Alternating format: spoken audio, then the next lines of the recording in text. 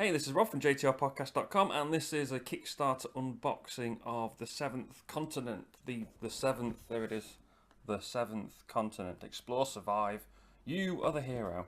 The world's worst box battle, there's nothing on it.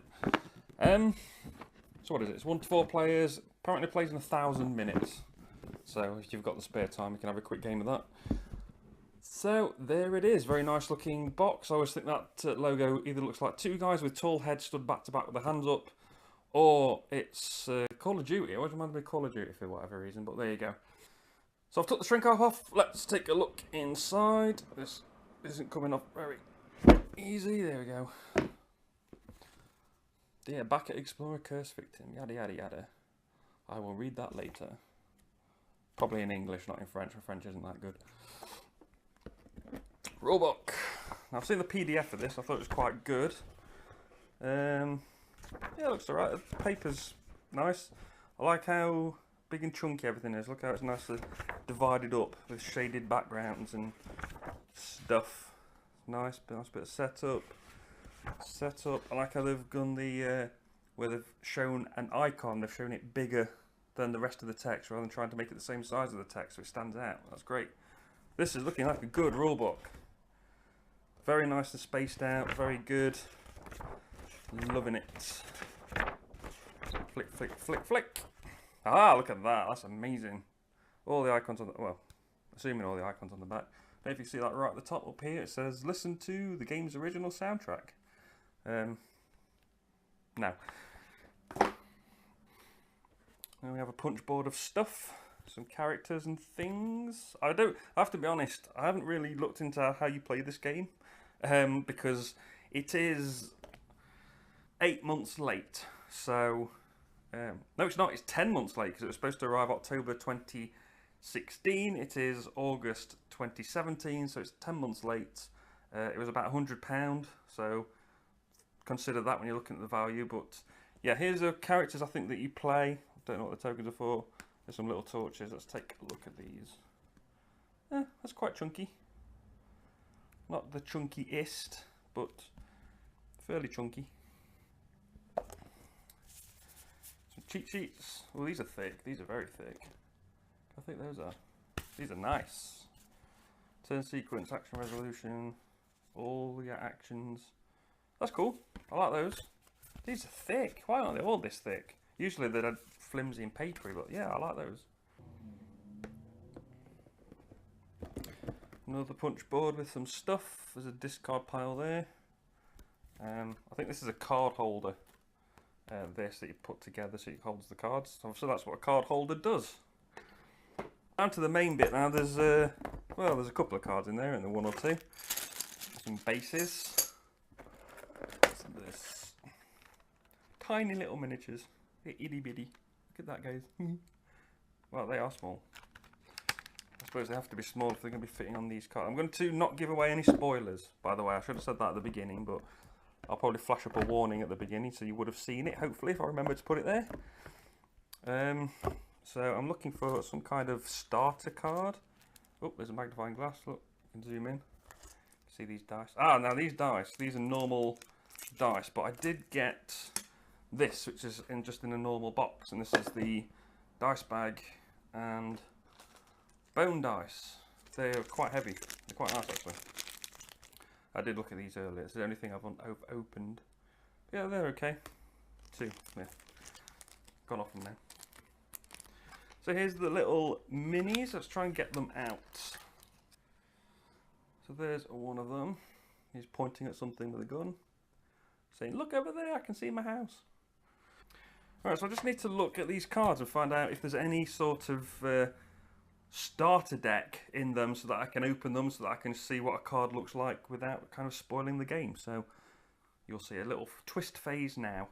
Alright, so I just checked the rule book and had a look at setup and look at the setup for the first suggested game. It says to start on card number 10. So I found this stack of cards starting number 001. So there is number 10 in here somewhere. There it is. And so this is the starting card that you'll start on your first game if you're playing the suggested scenario, because it is an adventure game, in case you didn't know I didn't mention that, but 8 here, so you probably know what the game is. And you're going to explore in these 3 different directions. The card stock isn't too bad. I think it's good enough for what it is because I don't think you shuffle the cards. So having them just on the table like that, it looks very nice. You can see it's not, well, it's a little bit reflective if I tip it towards the lights. But as it's face down on the table, it's fine. I can see it being okay. I can't see them getting too scuffed up because, as I said, I don't think you're shuffling. I think because you need the numbers on the back, so you need to know what you're looking for. So, yeah, I'm quite happy with that. There's definitely plenty in here, and just notice they are all in little trays with little logo trays, which is cool. Let's give away a bit of a card there, but that's fine. Got some big sponges, and ooh, this is interesting. I love it when you go through a game and you find stuff for the first time. Even more when you can't get them out of the box. Here we go. What we got? We've got all the dividers, skills. Oh, these are big and chunky as well.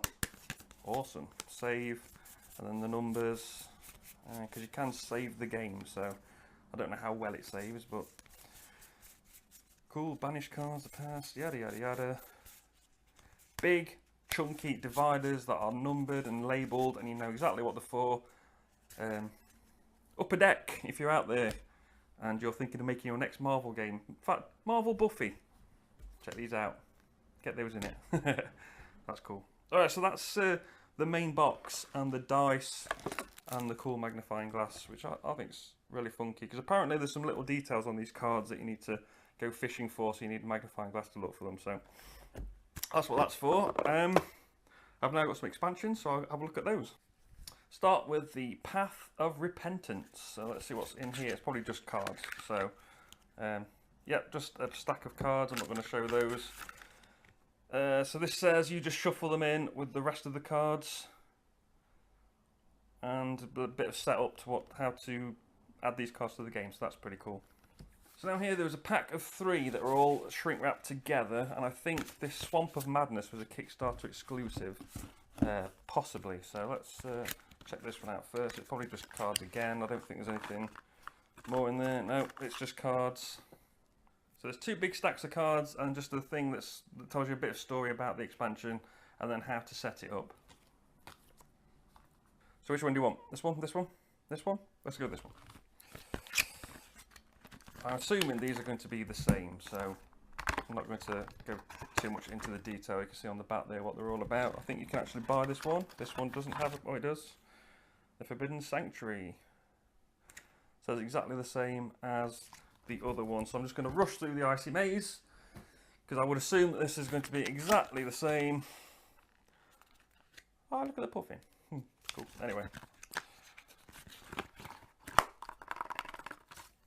Yep, exactly the same. So that's all cool. These next 2 expansions are a bit different. They have stuff in them. So this is Facing the Elements. These have big standees in them for the weather. Big round bases. Cool. Thunderstorms, blizzards and tornadoes. And it shows you how to set those up as well. You've got some different weather stuff in here. So let's take a look at this lightning cloud. You can punch that out. Ooh, that's quite nice. Again, it's quite thick. It's not the thickest, but it's quite thick. They are the same to me as the Dungeons & Dragons attack wing tiles in thickness and quality. So that's pretty cool. And there you go. So they will loom over a tile. You put a tile down on the board and this will loom over it, and so your figures can go underneath it, I think. So when they're on that tile you can see it, but it's over the top. That's pretty cool.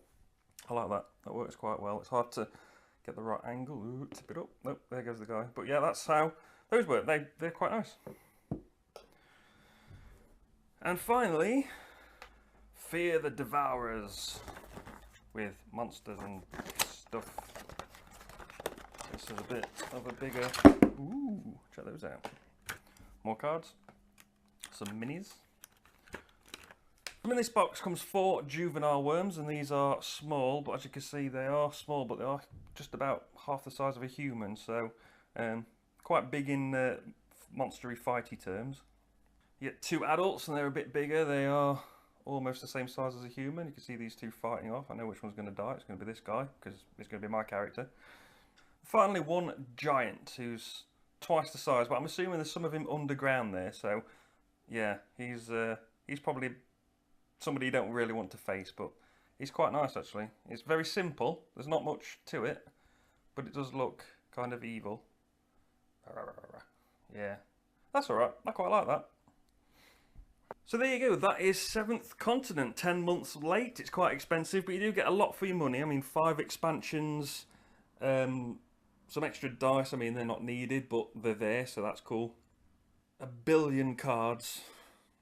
It's all good quality. It's all stuff I'm very happy with, so that's good. I just now need to learn the game and hope it's good, because I don't know. You never know how good a game is till you get it. So I'm looking forward to playing this. As I said, it's a co-op / solo adventure. I'm probably going to be playing it solo because there's a lot of people I know back this Kickstarter in my game group, so they're going to be playing their own copies. I'm going to play my copy on this very table, and I'll do a video of it when I do. So yeah, that's Seventh Continent from the company called Serious Pulp? Something squiddy, something Cthulhu-y. Yep, Seventh Continent, very happy with that. Remember to like this video if you found it useful, share it to let other people know about it, and subscribe to the channel for more Kickstarter unboxings as well as other board game related content. You can find me on Twitter at JTR Podcast and find the blog and podcast at jtrpodcast.com. I've been Rob, aka Just the Rogue, and I'll see you soon.